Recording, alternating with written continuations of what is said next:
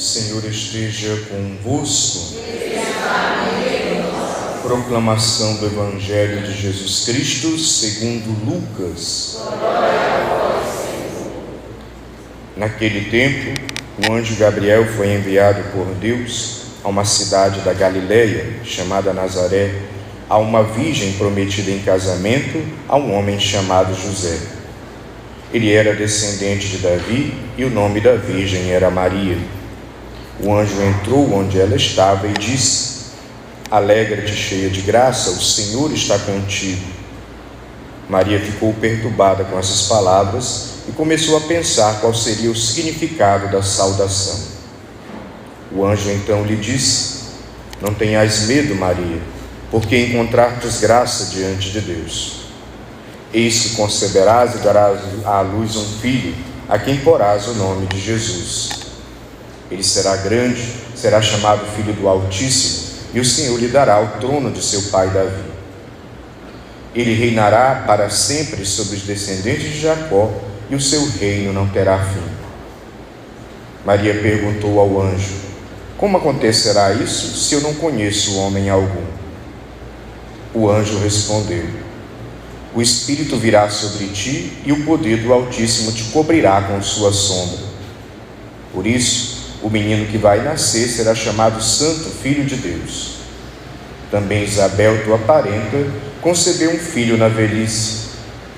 Este já é o 6º mês daquela que era considerada estéril, porque para Deus nada é impossível. Maria então disse: Eis aqui a serva do Senhor, faça-se em mim segundo a tua palavra. E o anjo retirou-se. Palavra da salvação.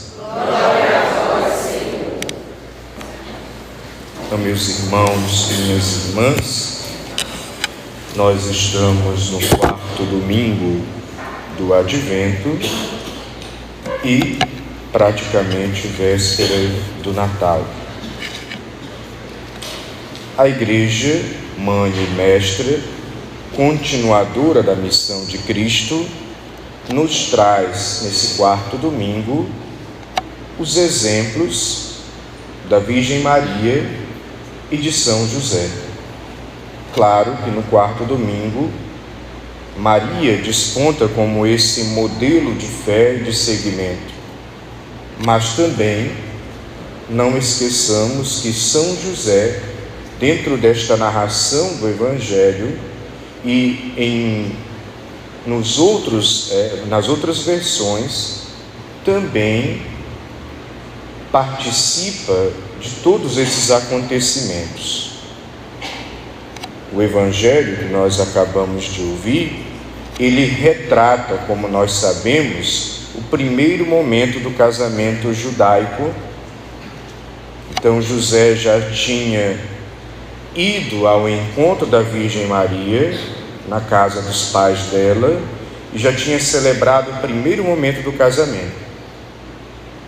O casamento judaico acontece em 2 momentos, então ainda faltava o 2º momento ser consumado, porque o primeiro momento ele vai lá, celebra o compromisso, depois ele vai, prepara a nova residência para receber a noiva, a esposa, e quando a residência está pronta, ele manda um aviso dizendo que está indo buscar a esposa para vivenciar o 2º momento do casamento e a consumação desse casamento. Entre o primeiro momento que já tinha sido celebrado e o 2º momento que ainda ia ser celebrado, o anjo Gabriel visita a Virgem Maria. Então, o anjo na Sagrada Escritura é o executor da vontade de Deus. Quando o anjo se apresenta para alguém, ele está representando a própria ação de Deus, porque ele vem em nome de Deus. E aqui também nós meditamos que esta ação de Deus ela é inimaginável. Esta ação de Deus através do anjo é extraordinária, é impensável inclusive, porque jamais na história da humanidade se teria pensado que Deus, pela ação do Espírito Santo, seria gerado no ventre de uma mulher. Isso jamais foi imaginado. Por isso é difícil de compreender. Por isso Maria tem aquela dificuldade inicial de compreender o que o anjo estava falando. Mas o mérito da Virgem Maria é que ela vai se deixando instruir. Ela se coloca naquela posição de escuta. E mesmo com dificuldade de compreender, ela acolhe a vontade de Deus. Isso já nos ensina, nesse tempo do Advento, que é essa grande preparação para acolher e atualizar o Cristo que veio no Natal, para acolher o Cristo que vem ao nosso encontro todos os dias e para acolher o Cristo que virá e com o qual nós nos encontraremos na eternidade. Então, a disposição de ouvir, a disposição de se deixar orientar, Maria já é esse modelo para nós. Mas não só isso, ela está disposta a repensar o seu projeto de vida, porque ela tinha já um projeto em andamento. Ela já tinha celebrado com José o primeiro momento do casamento judaico, mas a partir da revelação da vontade de Deus, diante do acontecimento inimaginável, ela repensa a sua vida, ela repensa o seu projeto para procurar fazer a vontade de Deus. E veja bem, repensar o seu projeto para fazer a vontade de Deus não quer dizer que ela se anulou como pessoa, não quer dizer que ela anulou a sua personalidade, o seu caráter. Não, ela deixou a vontade de Deus enriquecer a sua personalidade, o seu caráter, o projeto que ela tinha. E claro, deixou a vontade de Deus operar na sua vida para melhorar a sua vida, para aperfeiçoar a sua caminhada. Então, fazer a vontade de Deus e obedecer a Ele não é uma coisa que primeiro a pessoa é forçada a fazer. Ela foi livre para dizer o seu sim. E não é uma coisa que anula a pessoa. Ela assumiu a vontade de Deus com tudo aquilo que ela era como pessoa. Então isso também nos ensina que nós somos livres para assumir a vontade de Deus. Ninguém é forçado. Mas também Deus não anula o que nós somos como pessoa, mas Ele espera na sua vontade e amadurecendo o que nós somos como pessoa, como caráter, como personalidade, como um processo de conversão. E é preciso que nós enxerguemos como a Virgem Maria enxergou. Nessa vontade está a sua plena realização. Ela abre mão de parte do seu projeto para acolher o projeto de Deus, porque vê aí um bem maior. Isto, claro, num primeiro momento, gerou uma angústia, um certo sofrimento para ela. Porque imaginem só, como é que ela ia explicar este extraordinário de Deus, esse fenômeno que estava acontecendo com ela, esse fato impensável para a humanidade? Como é que ela ia explicar isso para José? Como é que José iria entender isso de primeira, se ela mesma teve dificuldade de entender quando o anjo apresentou a proposta para ela? Como fazer José compreender? Então o texto do Evangelho dá a entender que ele não compreendeu e nem poderia compreender. Não é que José era uma pessoa ruim, não é que José era uma pessoa tapada e não sem inteligência, não, é porque era de fato algo extraordinário, jamais pensado. Então recordemos no Evangelho, por exemplo, também quando Jesus fala aos discípulos, e eles inclusive também se perguntavam, o que ele está querendo dizer? Eles também não entendiam. Então é muito natural que José também tenha dificuldade de entender, porque Deus está realizando nesse momento o extraordinário, aquilo que jamais uma mente humana seria capaz de criar, de desenvolver e de compreender de imediato. Então, por isso Maria, ela vai sofrer um primeiro momento, porque ela vai ser incompreendida por aquele que ela esperava que a compreendesse, José.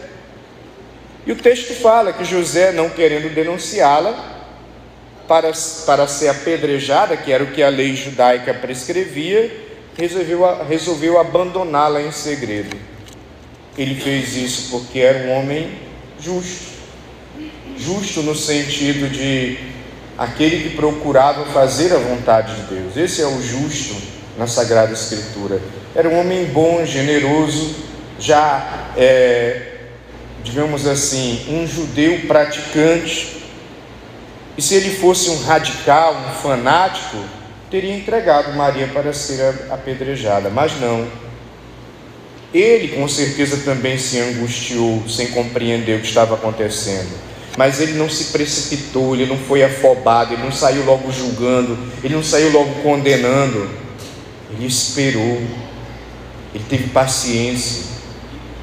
Isso também nos ensina, aqui já a figura de José nos ensina que tomemos cuidado para não nos precipitarmos diante das coisas que nos incomodam, ou que nós não compreendemos, ou que parecem ser alguma coisa.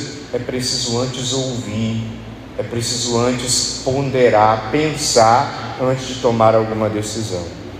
José fez isso. Então é importante ter essa atitude.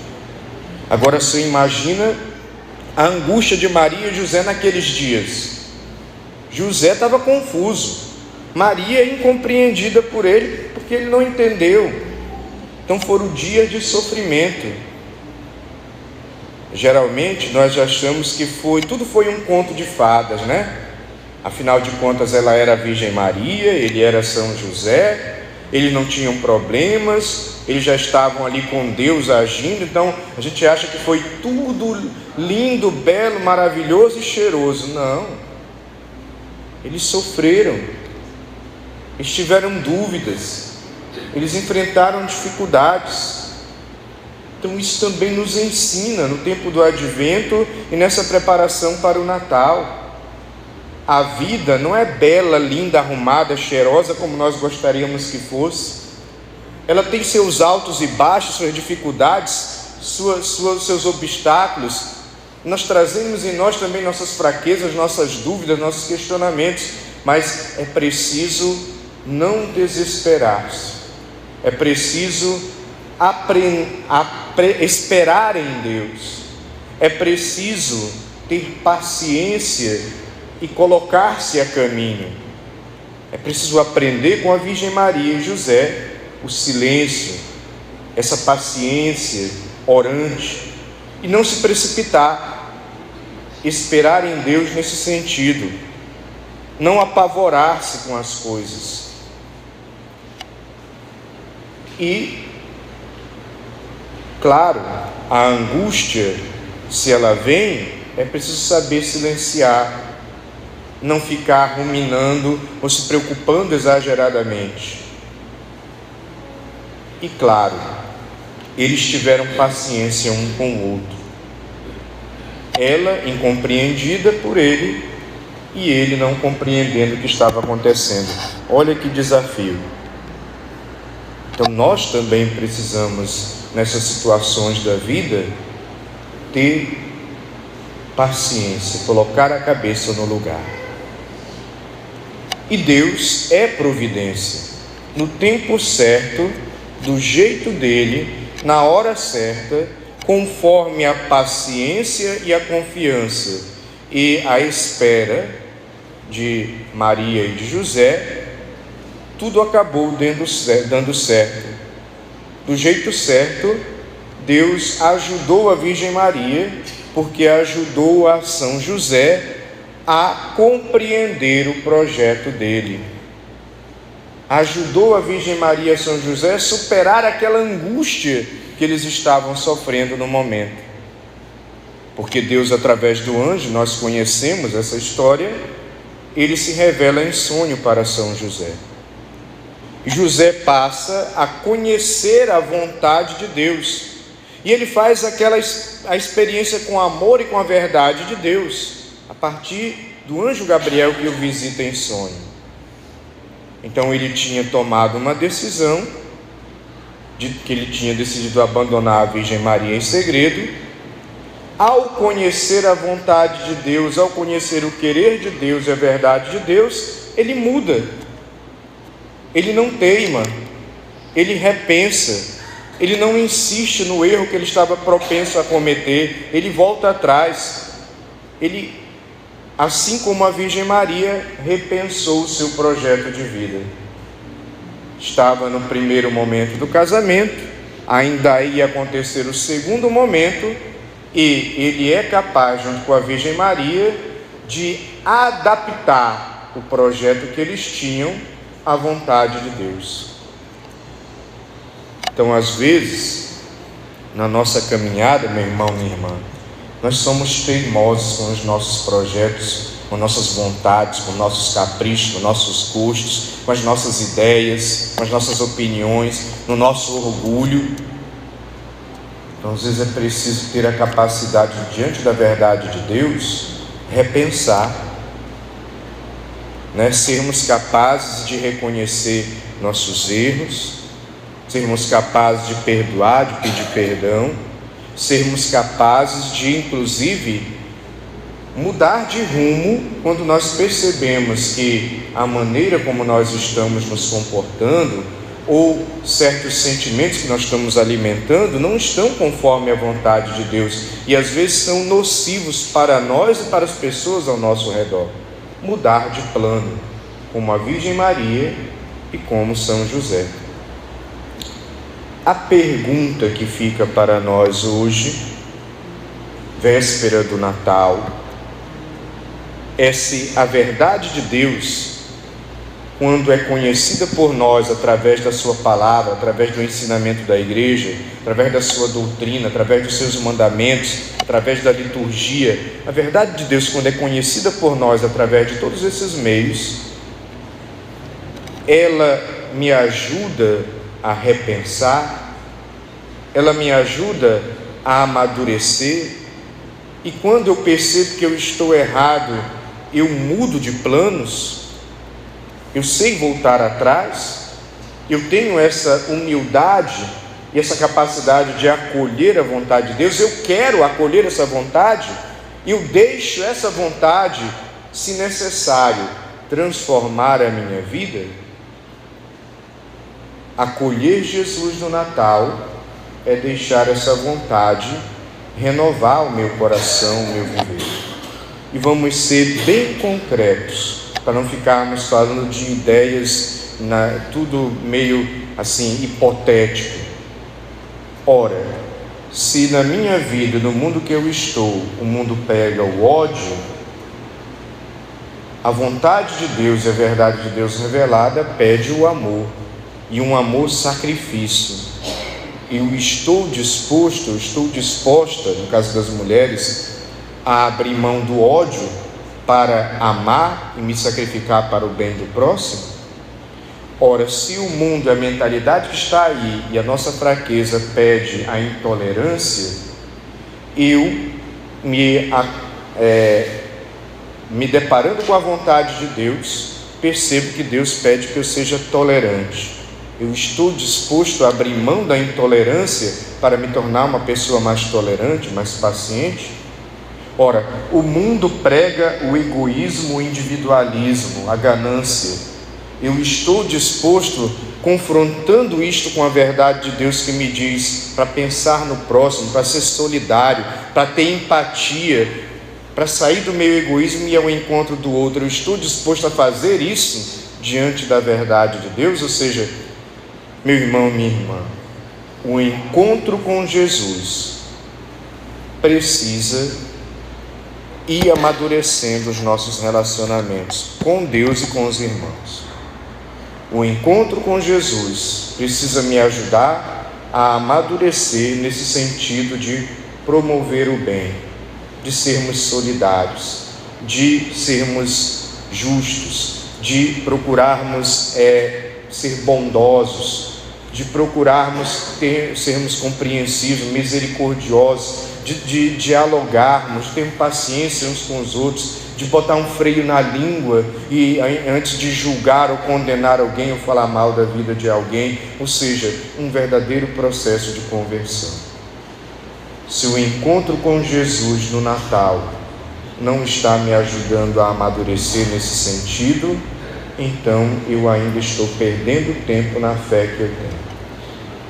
Porque a fé que eu tenho, a fé que eu pratico, a fé que eu escuto, a fé que eu vivencio no dia a dia, precisa me ajudar a repensar e amadurecer as minhas atitudes. E foi isso que São José e a Virgem Maria fizeram diante da vontade de Deus. Eu espero que nós também, a cada Natal, a cada vivência da fé, sejamos renovados e aprendamos a repensar aquilo que na nossa vida precisa de conversão. Louvado seja nosso Senhor Jesus Cristo.